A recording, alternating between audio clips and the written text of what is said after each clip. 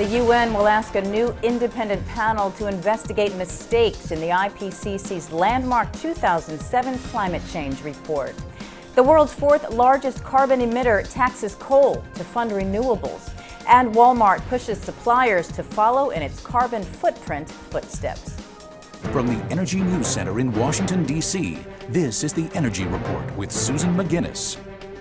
Good morning, I'm Susan McGinnis. Thanks for joining us for the Energy Report on this 26th day of February 2010. Facing what a top official called a crisis of confidence over its premier climate change report, the UN will appoint a panel of independent scientists to investigate allegations of sloppiness and error. That news came out of the UN Environment Program meeting in Indonesia. UN officials still stand by the fundamental conclusions of the Intergovernmental Panel on Climate Change's landmark 2007 report. That is several thousand pages collating global scientific research and concluding human activity is a significant cause of global warming. But allegations of errors, bad data, and sloppy science are multiplying, and news reports say the environment ministers meeting in Indonesia demanded an independent review. They insisted reviewers not be chosen by the IPCC or its head, Rahendra Pachauri. The panel will review the IPCC's procedures and protocols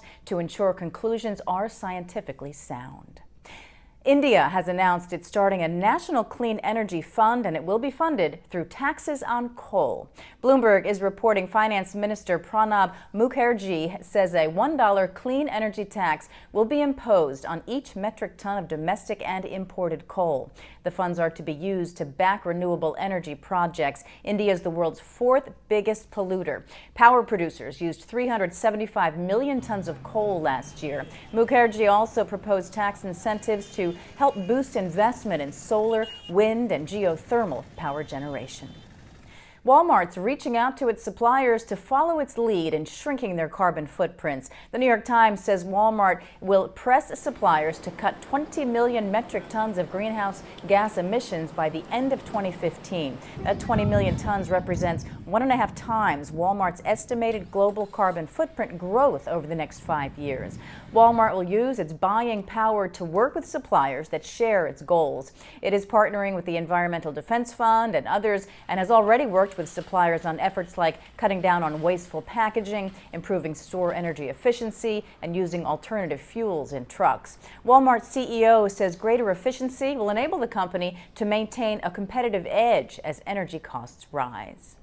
The Interior Department says it will miss a deadline today for a court-ordered review of its offshore drilling plan for Alaska, delaying implementation of a new plan. A federal appeals court struck down the department's Bush-era 5-year leasing plan last year and ordered the department's Minerals Management Service to analyze the environmental effects of offering new leases. But a court filing submitted Thursday says the report will not be complete today, and MMS expects to have it done in about a month.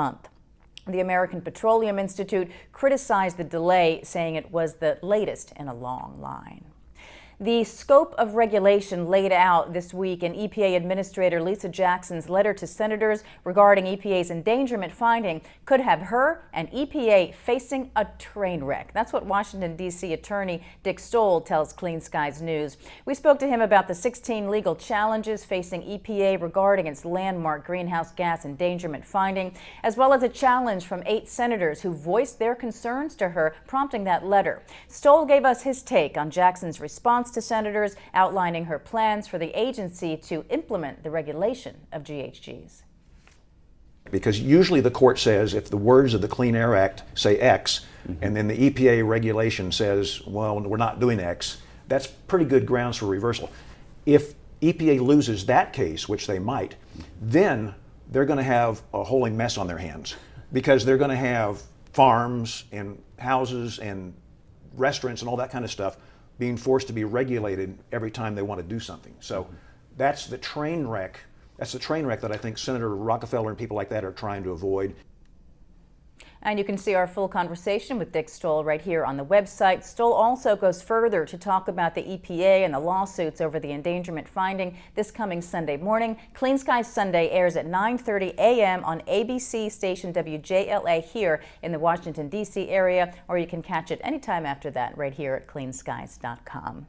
Well, a solar blizzard has buried an Arizona bill that would have defined nuclear as a renewable. The state's utility regulator is requiring 15% of electricity come from renewable sources by 2025. But the regulator defines renewables as technologies like wind and solar. The bill would have had lawmakers take over the job of defining renewables. Well, several solar companies told the legislators they would scratch plans to locate factories and other facilities in the state if that bill passed. Local governments pleaded on the side of the companies, and the bill's sponsor withdrew it. The debate echoes one ongoing on Capitol Hill, where some Republicans, including Arizona's Senator John McCain, argue for recognizing nuclear's clean energy role.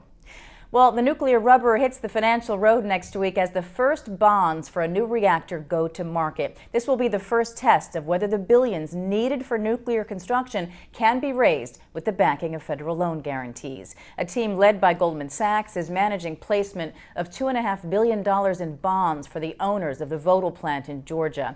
Those are Southern Company's subsidiary, Georgia Power, Oglethorpe Power, Dalton Utilities, and Municipal Electric Authority of Georgia. The money will be used to build a third reactor at Vogtle if the NRC issues a license next year as expected. Fitch Ratings has assigned middle investment grade rating status to the bonds. Well, utilities in this country put a lot more money toward energy efficiency programs last year, $5.3 billion, a 43% jump over 2008. This is according to the nonprofit Consortium for Energy Efficiency. $4.4 billion went toward electric energy efficiency programs, $930 million for natural gas programs. Spending on natural gas programs increased the most, 79%, while electric programs increased 38%. Utility energy efficiency programs also expanded geographically. Programs are now offered in 46 states, up from 37 in 2008. Spending grew the fastest in the southeast and the south central part of the country. Electric energy efficiency programs focus a majority of their spending on commercial and industrial facilities, while natural gas programs are skewed more toward residential customers. A major Japanese manufacturer may build offshore wind turbines in Great Britain.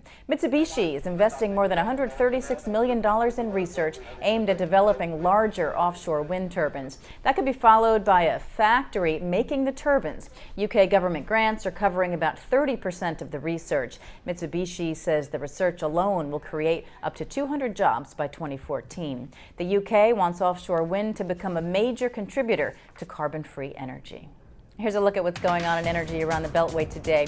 At 2:15 this afternoon, Interior Secretary Ken Salazar will teach an elementary school class at Parkview Elementary School about the importance of conservation and environmental stewardship as part of the D.C. region's Teach for America Week.